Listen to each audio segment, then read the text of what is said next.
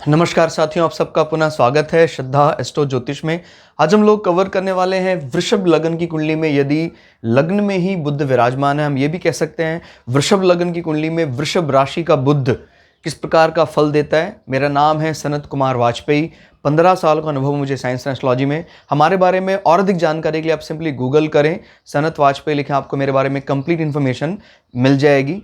कोई अपने बारे में अपना पर्सनल कुंडली चार्ट एनालिसिस कराना चाहता है तो ये हमारा व्हाट्सअप नंबर है, ईमेल एड्रेस है sanat.waj@gmail.com, व्हाट्सअप नंबर है 9996621177। आपको प्रोसीजर जानने के बाद हम आपका ऑडियो कुंडली एनालिसिस और आपका वीडियो कुंडली एनालिसिस आपको रिकॉर्ड करके भेज देंगे। और इसके अलावा कोई भृगु सरल पद्धति अनुसार अपने आप को पारंगत करना चाहता है तो वो हमारे चैनल में सूर्य, चंद्रमा और मंगल की रिकॉर्डिंग देख सकता है, जो ऑलरेडी हमने अपलोड कर दी है। और आगे की रिकॉर्डिंग पाने के लिए आप चैनल को सब्सक्राइब कर सकते हैं। जल्दी ही आपको सूर्य से लेकर राहु केतु तक सभी 9 के 9 ग्रहों के 12 अलग अलग लग्न की अलग अलग राशियों में अलग अलग डिफरेंशिएट जो वीडियो हैं वो जल्दी ही मिल जाएंगी। तो आइए शुरुआत करते हैं आज की वीडियो का। लग्न आपको पता है बड़ा इंपॉर्टेंट रोल प्ले करता है हमारी कुंडली का, सबसे इंपॉर्टेंट कहा जा सकता है, क्योंकि आपका जो सोच का नज़रिया है, आपकी बॉडी स्ट्रक्चर है, किस प्रकार से आप सोचते हैं, सब किससे पता लगता है? लग्न से पता लगता है। और वृषभ लग्न वालों का एक बेसिक नेचर होता है, सभी का अलग अलग लग्न का है। वो ऑलरेडी हम लोगों ने वो वीडियो सीरीज अपलोड करके चैनल में रख दिया है, आप उसको देख सकते हैं प्लेलिस्ट सेक्शन में। आपको अलग अलग लग्न की वीडियो भी देखनी चाहिए, उसके बाद आपको इनफैक्ट यहाँ आना चाहिए ताकि आप इस चीज़ को आसानी समझ पाएँ। बुध जो है आपको पता है हमारी बुद्धि के देवता माने जाते हैं। हमारे न्यूरोनिक सिस्टम कितना ज़्यादा हमारा न्यूरॉन्स का जिसको बोलते हैं रिएक्शन टाइम या रिफ्लेक्स एक्शन जितना कम है उतना ही ज़्यादा मैच्योर माने जाएंगे। तो जिस भी व्यक्ति के बुध बुद्धि में, मस्तिष्क में, मन मस्तिष्क में विराजमान है, उसके लिए बहुत ऑस्पिशियस माना जाएगा। और वो भी तब जब लग्नाधिपति उसको फेवर करने वाले हो, यानी शुक्र और बुध में मैत्री है, और जब बुध वहाँ पर अपनी मैत्री संबंध के साथ वहाँ बैठते जहाँ बुध को बैठना चाहिए तो वो बहुत अच्छा माना जा सकता है। और जब ये ना सिर्फ आपको बुद्धिमान बनाने वाले हैं, आप हर विषय में देखिए, याद रखिएगा बुध एक ऐसा प्लैनेट है जिसके बारे में गलत फल कोई भी ज्योतिषी नहीं करता है, क्योंकि बात एकदम सही है।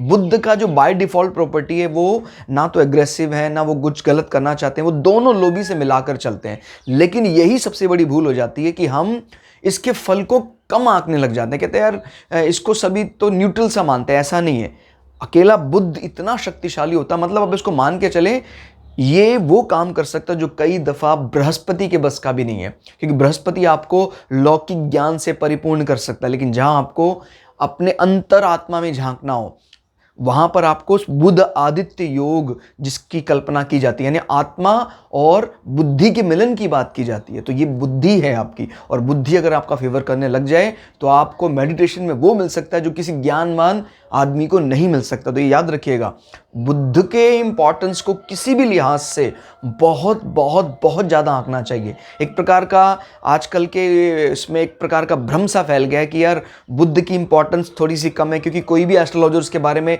कोई अलग बात नहीं बताता, सब कहते हैं तो सोबर है, सिंपल है।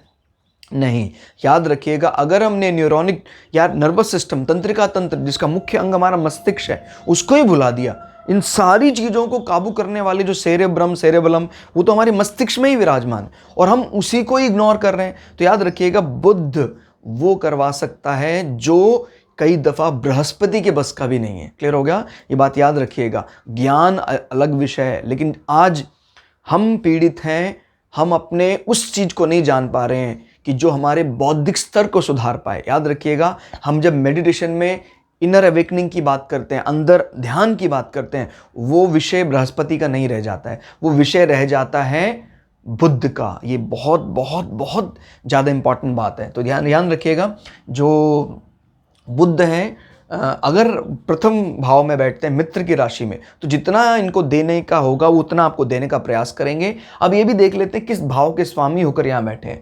ये द्वितीय भाव यानी धन भाव का स्वामी जब लग्न में बैठता है तो धन भाव के लिए आपको ज़्यादा किसी के लिए किसी पे डिपेंडेंट नहीं रहना पड़ता। आप स्वयं ही अपने एसेट्स के लिए जिम्मेदार हैं, यानी स्वयं से अपना एसेट जोड़ेंगे।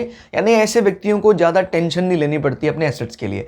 अपने से 12वें, हालांकि याद रखिएगा 12 नंबर प्राय हमारे दिमाग में सेट कर रखा है कि भाई 6 8 12 तो खराब होता है। नहीं, अगर कोई प्लैनेट अपने से 12 शुभ होकर बैठा है तो 12 नंबर के जो पॉजिटिव इंपैक्ट है उनको भी ऑन कर देना है। यानी आप बहुत अच्छा व्यय करेंगे, जो भी आपकी इन्वेस्टमेंट होगी, जो आपके व्यय होंगे वो सब एसेट्स को बढ़ाने वाले होंगे।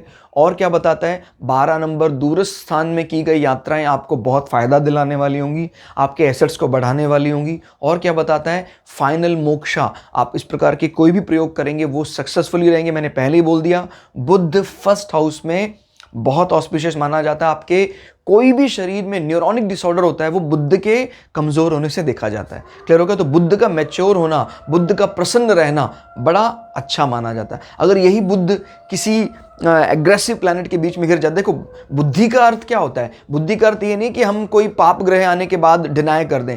बुद्धि तो सबको स्वीकार करती है, लेकिन फिर भी बाय डिफ़ॉल्ट जो उसका एक नेचर होता है कि नहीं यार हम आपको अच्छी दिशा लेकर चलेंगे। तो अगर बुध की लॉबी सूर्य जैसे प्लैनेट के साथ बनता है तो आपको प्रकाश की तरफ लेकर जाता है। लेकिन अगर बुध की लॉबी शनि इस प्रकार के प्लैनेट राहु केतु के साथ बनती है तो ये आपको अंधकार की तरफ लेकर जाता है। तो थोड़ा ध्यान रखिएगा कि बुध तो बुद्धि के देवता इन सबके साथ बनाकर चलते हैं, इनका किसी के साथ कोई वैमनस्व नहीं है।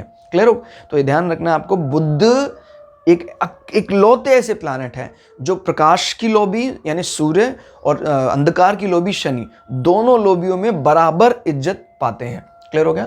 तो प्रथम भाव में बैठना इनका बहुत अच्छा माना जाता है, और वो भी तब जब मित्र भाव में बैठे हैं। इन्होंने धन भाव को भी मजबूत किया है बैठकर। अब बात कर लेते हैं, ये पंचम भाव के स्वामी भी हैं यहाँ पर। तो जब पंचम भाव का स्वामी अपने से 7 8 9 होकर बैठा है शुभ स्थिति में, तो आप समझ सकते हैं पंचम भाव किसका कारक होता है, आपकी सर्टिफिकेशन कोर्स, आपकी विवेक शक्ति का परिचायक होता है पंचम भाव।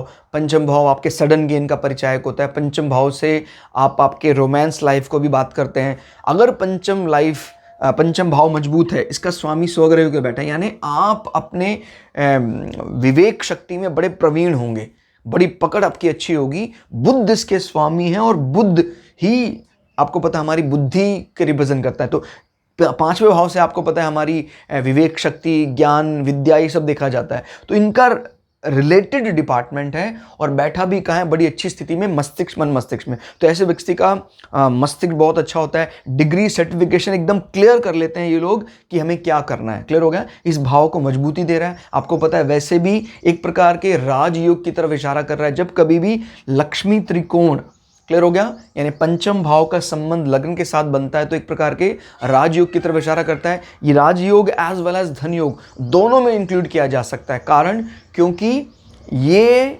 आपका लक्ष्मी त्रिकोण भी माना जाता है और आपका ये केंद्र हाउस भी माना जाता है। तो आप धन योग को जानने के लिए, राजयोग को जानने के लिए हमारे प्लेलिस्ट सेक्शन में जाएं, जहां ग्रहों का गणित करके एक प्लेलिस्ट है। वहां आपको पता लग जाएगा कि राजयोग कैसे आइडेंटिफाई किए जाते हैं, धन योग कैसे आइडेंटिफाई किए जाते हैं। तो अभी मैं आपको इतना ही बताना चाहूँगा कि जब कभी भी लक्ष्मी त्रिकोण हाउसेज और केंद्र हाउसेज के लॉर्ड आपस में मिलते हैं तो उसको हम बोल देते हैं ये राजयोग है। और जब कभी लक्ष्मी त्रिकोण और द्वादश भाव, एकादश भाव के स्वामी आपस में एक दूसरे के साथ एक्सचेंज करते हैं तो वो इशारा करता है लक्ष्मी योग के बारे में। तो याद रखिएगा, या धन योग के बारे में। तो अब अगर मान लीजिए शुक्र भी मजबूत संबंध बना लेता है इसके साथ तो बहुत मजबूत स्थिति हो जाएगी, बहुत अच्छा माना जाएगा। तो कुल मिला के ये स्थिति बहुत फेवरेबल है। शुभ स्थान का स्वामी होकर बुध अपने से नवम होकर बैठा है। नवम यानी भाग्य को बढ़ाने वाला। नवम का मतलब पिता के लिए भी ऑस्पिशियस होता है वो। क्लियर हो गया? तो इस दृष्टि से क्लियर हो गया, यानी विद्या की दृष्टि से पिता को फायदा दिलाने वाला होगा। आपकी विद्या के लिए पिता को ज़्यादा फाइट करने की जरूरत नहीं होगी, आप स्वयं अपने लिए सब कुछ कर लेंगे। क्लियर हो गया? तो कुल मिलाकर ओवरऑल इज वेरी गुड। फिर बात कर लेते हैं यहाँ से दृष्टि की। बुध के पास एक ही दृष्टि है, पूर्ण की दृष्टि की बात करें, सप्तम दृष्टि। तो 1 2 3 4 5 6 7 सप्तम दृष्टि से बुध देख रहे हैं वृश्चिक राशि को याद रखिएगा। वृश्चिक राशि बड़ी छुपी हुई राशि है, इन्वेस्टिगेशन करने वाली राशि है, छुपकर चलने वाली राशि है। तो जो इस व्यक्ति का पार्टनर होता है, ऐसे व्यक्ति का पार्टनर बड़ा देखिए मंगल का एक ऐसा रूप, यानी क्योंकि मंगल की लॉर्डशिप है इसके पास, लेकिन मंगल के रूप से भी काफ़ी विरोधाभास है। जल तत्व राशि है, ब्राह्मण गुण प्रधान है, और मंगल स्वयं क्षत्रिय है और अग्नि तत्व प्रधान है।